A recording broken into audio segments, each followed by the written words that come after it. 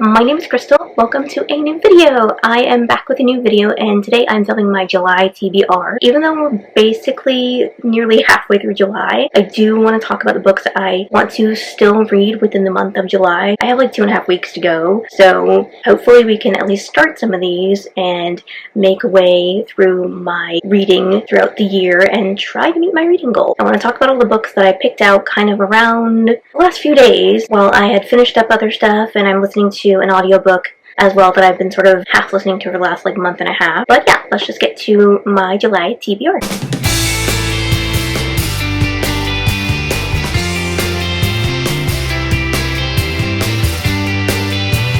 The first book I want to talk about here is actually a reread. I reread it a few years ago as an adult, so I hadn't read it since I was a kid, and it is Charlie and the Chocolate Factory by Roald Dahl. The reason I want to reread this is because I rewatched the film Charlie and the Chocolate Factory that was made like 20 years ago with Johnny Depp, the remake, not the original film Willy Wonka and the Chocolate Factory, that was made in, I believe, the mid-70s, which we all kind of grew up watching and love that more. And I know for a while a lot of us, I think myself included, didn't really like the Johnny Depp version, at least for a while, but then I rewatched it recently with my niece, and she thought it was really funny. I just found it to be so cute and adorable, and I was like, why did I not like this before? I had a fun time with it. I hadn't seen it since I watched it maybe like 18 to 20 years ago when it came out, but I rewatched that movie and it made me want to revisit the story, and I think that version actually is more book accurate than the original film Willy Wonka from the 70s that we all grew up on. But yes, I want to reread this. This will only take me like a few hours one day. Hopefully I can get to this in the next like day or so, because today it's already like July 12th, so what the heck, I should have done this a while ago. But yes, I really want to revisit this story. Rewatching that movie made me sort of nostalgic for something from my childhood, and I just love this book so much. Okay, the next book I have here is one that's been sitting on my shelf for a little while now, and I feel like I want to start this series because I have the first book, and I actually own this a long time ago, I think in my teen years, and I eventually got rid of it because I was like, I'm never going to read this. And it is actually Aragon, Book 1, The Inheritance Cycle by Christopher Paolini. The first book here, Aragon. I've never read this. I remember seeing the movie version when it came out in theaters. Did I understand it? Probably not. Have I rewatched it since? I think like once, maybe in the first like 10 years it was out, and then unfortunately just never again. It just wasn't a big deal for me. I never have read these, and I've heard good things also. I mean, there's a dragon. I love stories with dragons. I know this is sort of fantasy-ish, but I also don't really know anything about it, to be honest. Like, I don't remember the movie.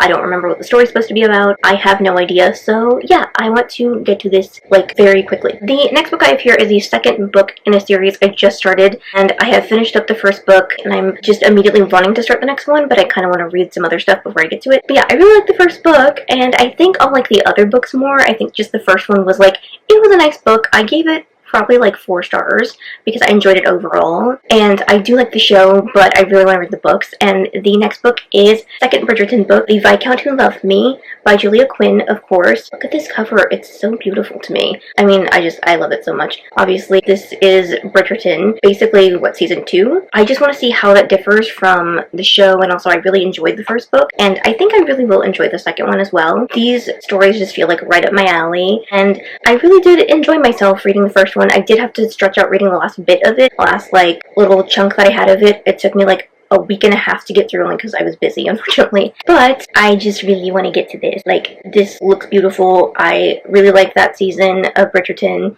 I really want to get to this. The next book I have here is one that I was going to read at one point and I just put it aside for some reason, and it is Cruel Beauty by Rosamund Hodge. And this is, I think, young adult fantasy. It's like a sort of YA young adult take on Beauty and the Beast in a different way. I don't know what kind of fantasy world it has or anything like that. I think it's fantasy, at least. I really want to read this. I believe I have the audiobook as well, so that could be a fun new thing to enjoy. Also, this has been sitting on my shelf, I feel like, for way too long, and I just need to tackle it. The next book I have here, I remember ordering very quickly off of, I think, Amazon maybe, because I just really wanted to dabble into reading a little more of this genre, and it's horror, and it is Misery by Stephen King. Okay, I've only read one Stephen King book, and it was like a short story that co-wrote with someone else, and it was made into a movie, which I still need to watch, but I've listened to that audiobook at least 2 to 3 times now, and I did enjoy that. But this one, I saw the movie many years ago, and I really thought it was really good.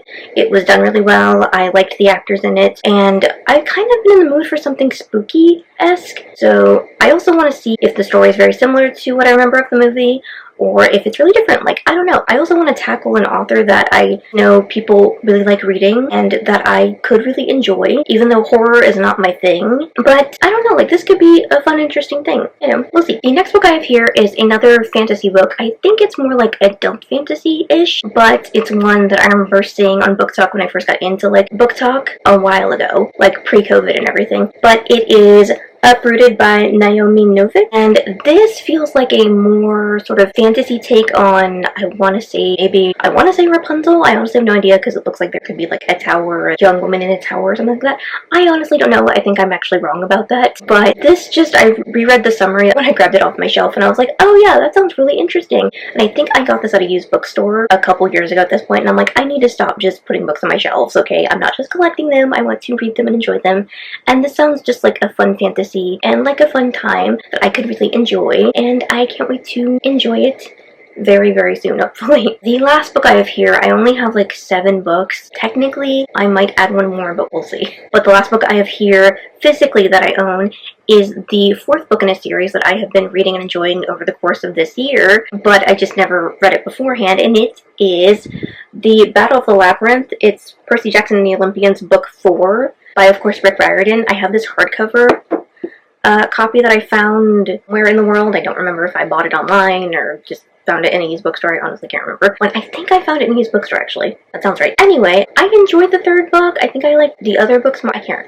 really think right now. It's been like, I haven't read one of them since April or May, or maybe late March. I really can't remember. I took a little bit of a break from the series just because I wanted to read other things before I get to the other books. But, you know, I'm enjoying myself with this series so far. They are like young tween-teen characters, which is fun so far. It's a fun time so far. I like Percy and the gang, Annabeth's cool, and Grover's funny. There are some like little dated references here and there from like the early 2000s and stuff, but I don't really know what happened, like where we're heading in this story. Like, it seems like there's a prophecy obviously and everything.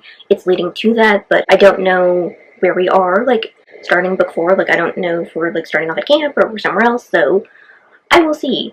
And luckily these don't take long to read. They are kind of short. That's always fun. But yeah, that is the last physical book I have here. The next thing I want to talk about that I hopefully can tackle reading, but we'll see.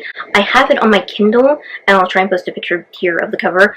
Ravenminder by Lindsay Cummings. I got it as an ARC, which was very sweet, so I'm very happy about that. I was able to like download it and everything, but it's been on like my mind recently, so I might also add that as well, but that's like a maybe kind of thing. If I can get to it this month, that would be great, but if not, it might have to be like half read this month, finished off next month, but we'll see. But that is 7 books total, plus a possible ARC on my Kindle, so that's technically 8 books that we can try to get through in the next, hopefully, 2.5 to 3 weeks left in this month of July. That is my July TBR. Thank you guys so much for watching, and I will talk to you very soon with a new video. But before then, please subscribe and like this video, click the thumbs up button, and I will see you all very soon with a new video.